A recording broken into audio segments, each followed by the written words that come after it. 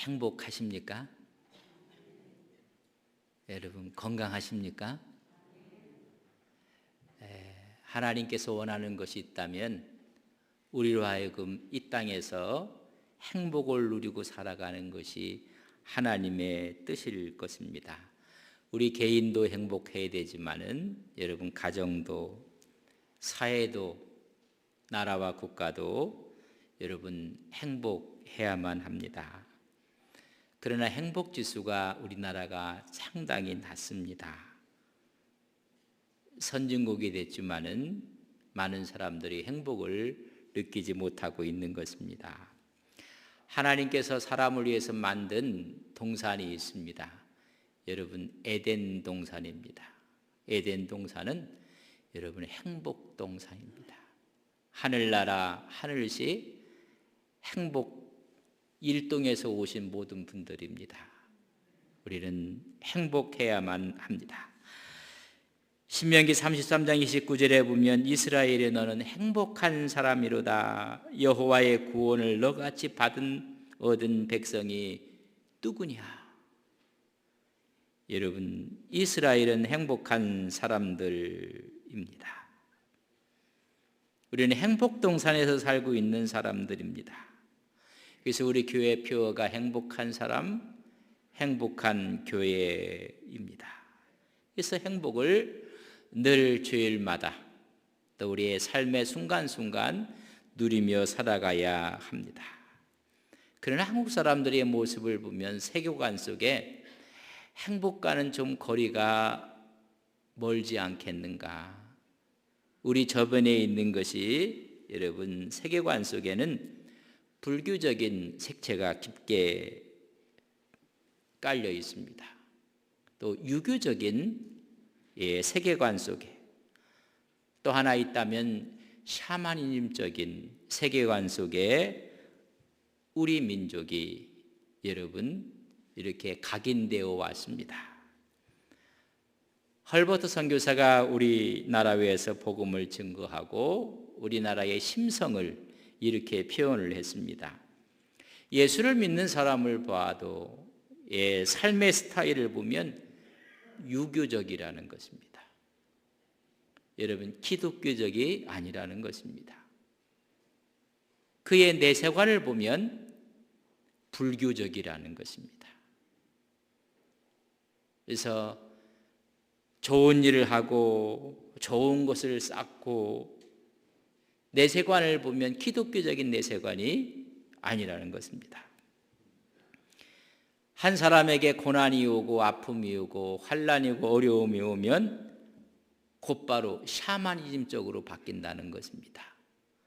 그래서 주술을 위해서 여러분 오히려 구슬하기도 하고 점을 보기도 하고 여러분 우리 아무리 어렵고 힘들고 우리의 삶의 모습 속에 기독교적인 여러분 신앙의 모습과 세계관을 가져야 되는데 여러분 전부 다가 기독교 세계관과는 거리가 먼 것이 우리나라 저변에 갖고 있는 심성이라는 것입니다.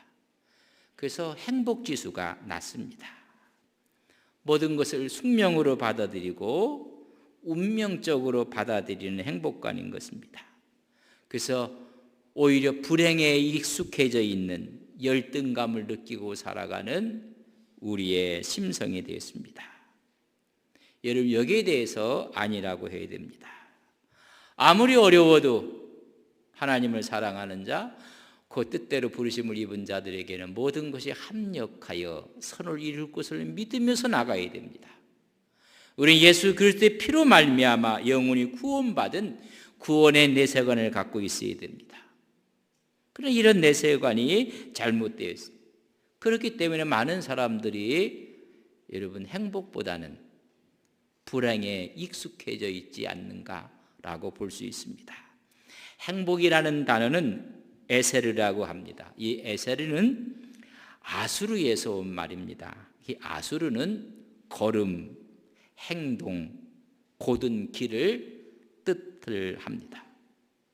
다시 말하면 그 사람이 걸은 하루하루의 걸음에 행복이 달려있다는 것입니다.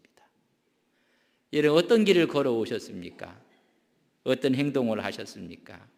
아니면 어떤 모습으로 오늘에 와 있느냐가 그 사람의 행복을 결정할 수 있다는 것을 그 언어에서 우리는 유추해 볼 수가 있습니다. 곧은 길을 가기로 선택한 사람, 그의 걸음이 쌓여서 오늘 우리는 행복해지는 것입니다. 성경적인 행복과는 바른 걸음, 바른 행동, 바른 길을 선택함으로 얻어지는 것입니다. 그렇기 때문에 복 있는 사람, 행복한 사람에 대해서 시편 1편에 보면 이렇게 기록을 했습니다. 1절과 2절에 보면 복 있는 사람은 악인의 꾀를 따르지 아니하며 죄인의 길에 서지 아니하며 오만한 자리에 앉지 아니하고 오직 여호와 율법을 즐거워하며 그의 율법을 주야로 묵상하는 자로다. 여러분, 복 있는 사람, 행복한 사람은 어떤 길을 선택한 건가, 어떤 걸음을 걸어가는 것을 말씀해 주고 있습니다. 악인의 꾀를 따르지 않는 것입니다. 그 길을 가지 않는 것입니다. 죄인의 길에 서지 않는 것입니다. 오만한 자의 자리에 앉지 않는 것입니다. 오직 여호와 율법을 즐거워하며 그 율법을 주야로 묵상하며 어떤 것을 선택하고 가느냐에 따라서 복과 불행이 결정이 된다는 것입니다. 플러의 심리학자였던 아치발트 하트 박사님이 계십니다.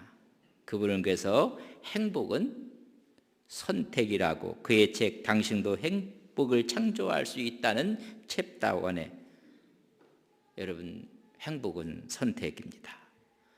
우연하게 찾아오는 것이 아닙니다. 우발적으로 찾아오는 것이 아니라 내가 결정한 걸음, 결정한 행동, 내가 결정해서 가는 길상에 온다는 것입니다. 여러분 그렇다면 불행도 자기의 선택입니다. 어떤 길을, 어떤 행동을 했느냐가 말해주는 것입니다. 악인의 꾀를 선택하지 않고 죄인의 길을 선택하지 않고 오만한 자의 자리를 선택하지 않아야 되는데 그 꾀를 선택한 사람들에게는 불행이 오는 것입니다. 여호와의 말씀을, 율법을 선택한 사람에게는 진정한 행복이 있는 것입니다. 근데 많은 사람들이 왜 불행합니까? 아마 우리 교인들 가운데서도 여러분 정말 행복하십니까? 묻는다면 예라고 대답하는데 다시 한번 정말 행복하십니까? 라고 이야기한다면 여러분 우리의 답이 불분명해질 수도 있습니다. 행복을 선택하는 기본 원리를 여러분 모르기 때문에 그렇습니다. 우리의 걸음, 우리의 선택, 가는 길이라고 이야기했습니다. 이제 새로운 정부가 들어서게 됩니다. 새로운 인물들이 총리가 되고 장관이 되고 차관이 되고 많은 분들이 세워지게 될 것입니다. 그때 경제학 원론을 진 이중구 서울대 명예교수가 여러분 총리로 장관으로 임명된다는 것은 여러분 얼마나 귀한 것입니까? 어찌 보면 가문의 영광일 수 있고 행복일 수가 있습니다. 그러나 새로운 정부의 사람들을 이중구 교수는 말하기를 모두가 다 구질구질한 사람들이다. 그리고 말하기를 자기 관리를 너무나 소홀하게 했던 사람이다.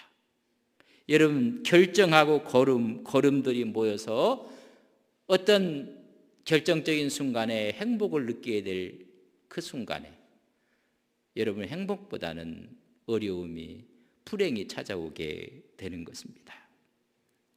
그렇기 때문에 이 행복에 대한 단어의 뜻이 여러분 정확한 것입니다. 내 걸음, 내 행동, 내가 걷는 길, 거기서 행복이 오는 것입니다. 많은 사람들이 행복을 찾으려고 하지 않고 행운을 찾으려고 합니다. 여러분 네잎크로바 찾아보셨습니까? 책갈피를 하시는 분들도 있고 거의 간직하는 분들이 있습니다. 여러분, 네잎 크로바는 행운을 뜻합니다. 근데 대부분이 전부 다 세잎짜리 크로바입니다. 그러나 네잎을 찾기 위해서는 여러분, 우리가 그 크로바 위에 있는 모든 것들을 밟으면서 네잎을 찾게 됩니다. 근데 세잎의 여러분 뜻이 먼저, 의미가 뭔지 아십니까? 세잎은 여러분 행복입니다. 여러분, 운을 찾고 행운을 얻기 위해서 행복을 밟는 것입니다. 일상의 행복들을 사람들은 전부 다 짓밟고 귀중하게 생각하지 못하는 것입니다. 여러분, 우리가 왜 불행합니까? 좀 전에 말했던 하트 박사가 말하기를, 그런 기독교 심리학자입니다. 4가지의 요소를 이야기했습니다. 첫째는 죄책감이라는 것입니다. 우리 모두가 죄책감은 십자가상에서 하나님이 다 도말하셨는데 갖고 있는 죄책감. 여러분, 어려서부터 격려하고 위로하고 이런 날보다는 안 돼 라는 이야기를 먼저 듣게 됩니다. 가르침을 받는 것이 아니라 현대 언어로만 지적질만 하는 것입니다. 그래서 나도 모르는 사이에 죄책감이 쌓여지게 되는 것입니다. 그래, 나는 안 돼, 나는 못해. 이것이 여러분 병적 죄책감으로 나타나는 것입니다. 그래서 사람은 행복보다는 불행이 먼저 느껴지는 것입니다. 두 번째는 분노라고 했습니다.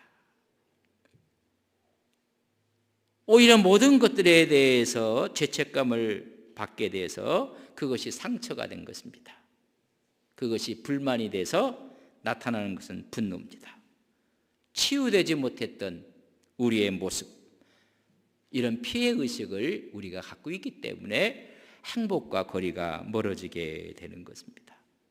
우리가 분노하면 상대방이 그 분노를 받고 그 사람도 분노하면 그것이 부메랑이 돼서 나한테 또 쓴 뿌리가 돼서 돌아오게 되는 것입니다. 세 번째는 이기심이라고 이야기를 했습니다.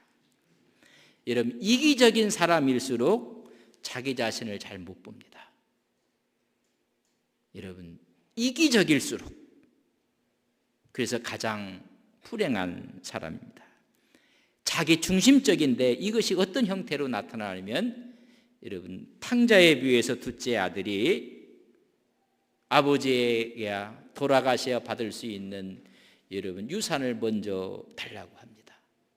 그래서 가서 한 것이 뭐냐면 허랑방탕했다고 했습니다. 여러분, 이 이기심 가운데 나타나는 자기 중심적인 형태가 향락주의로 나타나는 것입니다. 두 번째는 나르시시즘으로 나타나는 것입니다. 그리스 신화의 나르시스가 연못에 자기의 얼굴을 비친 모습을 보고 반하여 사랑에 빠지는 모습입니다.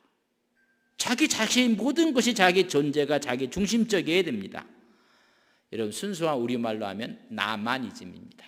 내가 중심이 돼야 되고, 내가 성공을 해야 되고, 내가 칭찬을 받아야 되고, 내가 항상 언제나 여러분 주인공이 돼야 되고, 이러기 위해서는 남을 이용도 하고 자기 도취적인 삶을 살아가는 사람, 그렇기 때문에 행복과는 거리가 멀어지게 됩니다. 진정한 행복은 이웃에 대한 관심과 배려를 가져야 되는데 이것이 없는 것입니다. 왜 사람들이 불행한가? 네 번째는 여러분 피로라고 했습니다. 여러분, 심각한 장애가 여러분 피로감입니다. 우리는 아침부터 뛰어라고 합니다. 요새 아이들이 학교 갔다 오면 집에 엄마 아빠가 안 계시니까는 오히려 이 학원 저 학원, 어떻게 보면 아이들이 불쌍해요. 계속 뛰는, 그래서 이 피곤한, 우리 주님 하나님께서도 천지를 창조하시고 마지막 날 뭐 하셨다고 했습니까?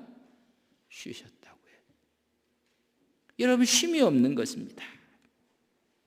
그래서 아드레날린이 너무나 많이 나와서 스트레스 호르몬이 여러분 분출이 되는 것입니다. 만성적인 피로감의 사람들이 있어서 행복한 삶의 걸림돌입니다.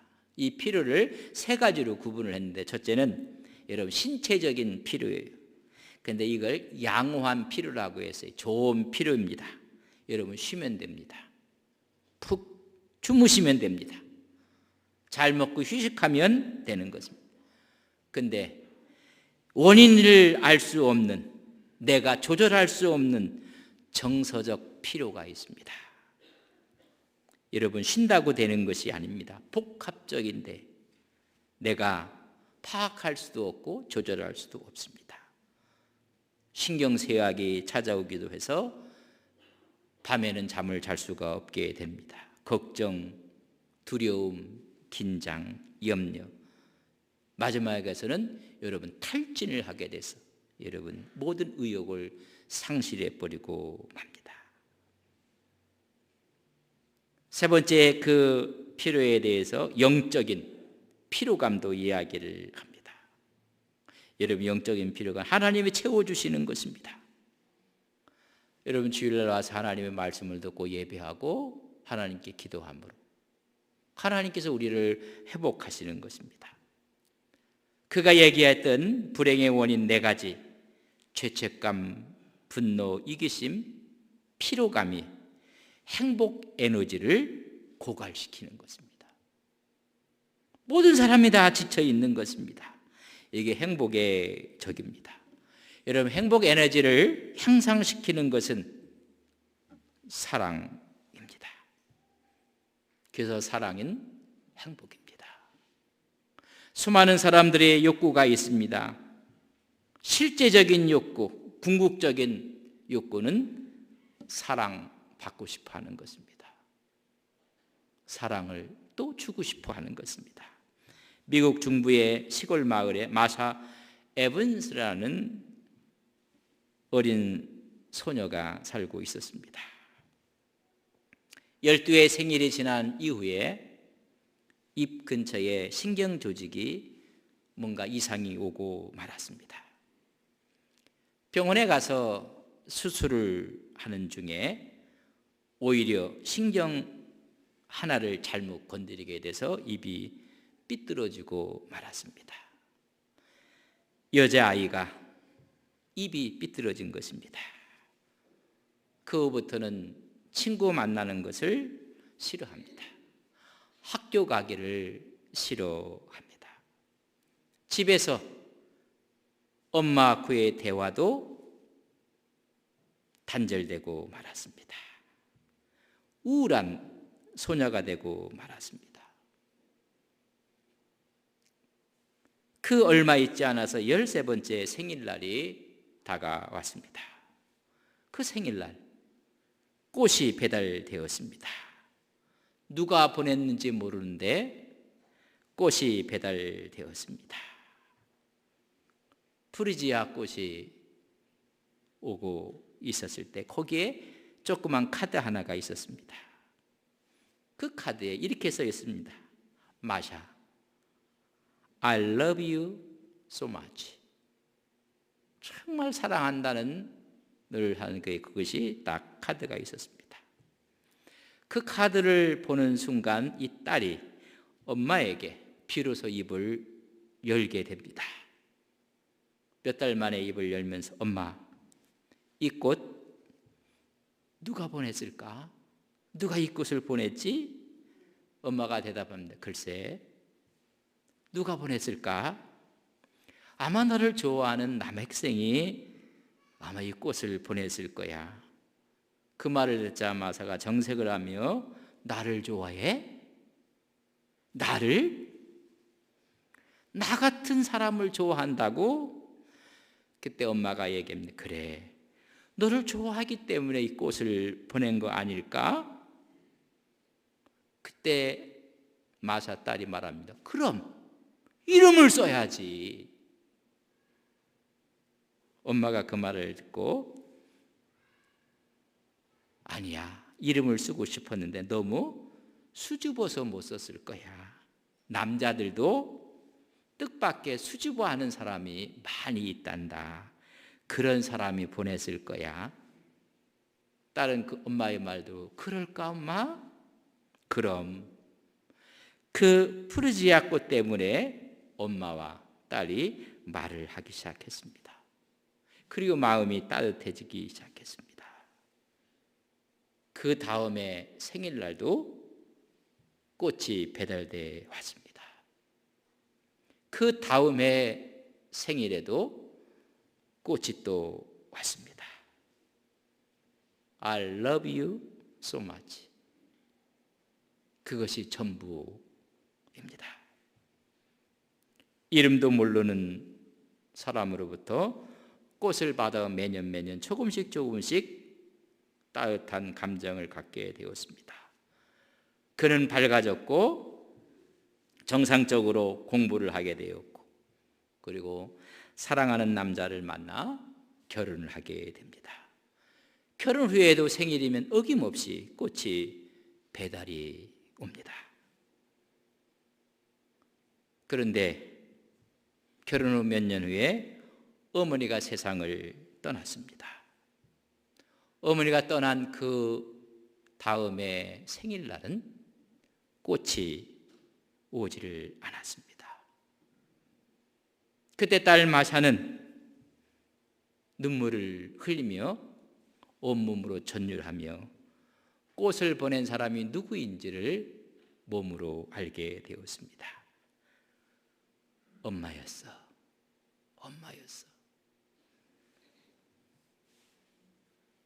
여러분, 꽃이 마사의 인생을 바꾼 것이 아닙니다. 엄마의 사랑이 딸의 인생을 바꾼 것입니다. 어머니의 그 사랑이 딸을 행복하게 한 것입니다. 어머니의 사랑이 마사로 하여금 행복의 문을 열고 바깥으로 나가게 한 것입니다. 우리는 하나님의 사랑을 받은 사람들입니다. 이스라엘이여, 너는 행복한 사람이라고 신명기 33장 29절에 말씀하고 있습니다. 우리는 하나님의 사랑을 받은 자, 행복한 사람들입니다.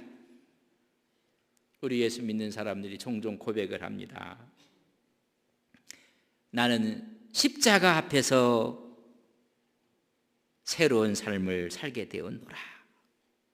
그 십자가를 이야기를 합니다. 그러나 더 정확하게 우리가 짚고 넘어간다면 십자가가 우리를 변화시킨 것이 아닙니다. 우리를 변화시킨 것은 십자가에 나타난 하나님의 사랑이 우리를 변화시킨 것입니다. 십자가는 나무일 뿐입니다. 그러나 그 십자가 속에 있는 하나님의 사랑이 우리를 변화시킨 것입니다. 그렇기 때문에 하나님의 사랑의 증거는 십자가에 있습니다. 예수님의 순한 죽으심으로 우리에게 하나님께서는 엄청난 은혜의 축복을 허락해 주신 것입니다. 십자가상에서 엄청난 변화가 하나님의 사랑으로 나타난 것입니다. 이것을 Divine Exchange라고 합니다. 하나님 앞에서 거룩한 막교환이 일어났습니다. 이사야 53장 4절과 5절에 보면 그는 실로 우리의 질고를 지고 우리의 슬픔을 당하였거늘 우리는 생각하기를 그는 징벌을 받아 하나님께 맞으며 고난을 당한다 하였노라. 그가 찔림은 우리의 허물 때문이요 그가 상함은 우리의 죄와 죄악 때문이라. 그가 징계를 받음으로 우리는 평화를 누리고 그가 채찍에 맞음으로 우리는 나음을 받았도다. 십자가상에서 우리 예수님이 징벌을 받음으로 우리는 용서를 받았고 그는 상처를 받음으로 우리는 치유함을 받았습니다. 우리 주님께서 죄를 지심으로 우리는 의롭다함을 얻게 되었습니다. 우리 예수님이 십자가에서 대신 죽으심으로 우리는 새로운 생명을 얻게 되었습니다. 우리를 대신해서 하늘 보좌를 버리시고 이 땅에 가난하게 오셨으므로 우리는 부유하게 되었습니다. 우리 예수님은 수치를 당함으로 우리는 영광을 얻게 된 것입니다. 예수님이 이 땅에 거절을 당하심으로 우리는 하나님의 자녀로 하나님의 자녀로 인치심을 받게 된 것입니다. 예수님이 저주를 받음으로 우리는 축복을 누리게 된 것입니다. 그런데 왜 많은 사람들이 예수를 믿지만 행복하지 않는 이유가 무엇입니까? 여러분, 십자가를 버렸기 때문에 그렇습니다. 십자가의 의미를 잃어버렸기 때문에 우리는 행복하지 않는 것입니다. 또 묻습니다. 나는 십자가를 지고 있는데, 나는 십자가를 졌는데 왜 행복하지 않습니까? 그 이유는 사랑이 말라버렸기 때문에 그렇습니다. 여러분, 사랑은 우리로 하여금 행복의 길로 행복을 우리는 보장해 주는데 사랑이 고갈된 것입니다. 바울은 오늘 본문에서 사랑을 언급하고 있는 것입니다. 헬라어에 사랑하면 네 종류의 사랑의 단어가 있습니다. 이걸 C.S. 루이스는 아주 간단하게 설명을 했습니다. 우리는 에로스의 사랑에서 태어난다고 했습니다. 에로스의 사랑은 육체적인 사랑입니다. 이성 간의 사랑입니다. 우리는 에로스의 사랑에서 태어나서 스톨게의 사랑으로 인해서 자라난다고 했습니다. 스톨게의 사랑은 부모 자식 간의 혈육 간의 사랑입니다. 정이고 따뜻함이고 여러분 혈연적인 사랑으로 자라나고 한 걸음 더 나아가 필리아에 의해서 성숙한다고 했습니다. 필리아의 사랑은 우정의 사랑이고 우애의 사랑이고 친구 간의 사랑입니다. 여러분, 수평적인 사랑을 통해서 우리의 사랑은 인격은 성숙해 가고 마지막 아가페의 사랑으로 완성된다고 했습니다. 그런데 많은 사람들이 에로스의 사랑에서 태어나기는 태어났지만은 스톨게의 사랑으로 자라지 못한 것입니다. 아니, 필리아의 사랑으로 성숙하지 못해서 우리는 행복의 의미를 잃어버린 것입니다. 진정한 행복은 아가페의 사랑으로 완성되는 절대적인 하나님의 사랑입니다. 그 사랑을 고린도서 13장에 바울은 이야기를 하고 있는 것입니다. 기독교 신앙의 진수입니다. 기독교는 사랑입니다. 많은 분들이 교회 회복을 이야기합니다. 여러분, 교회가 회복되는 길도 사랑입니다.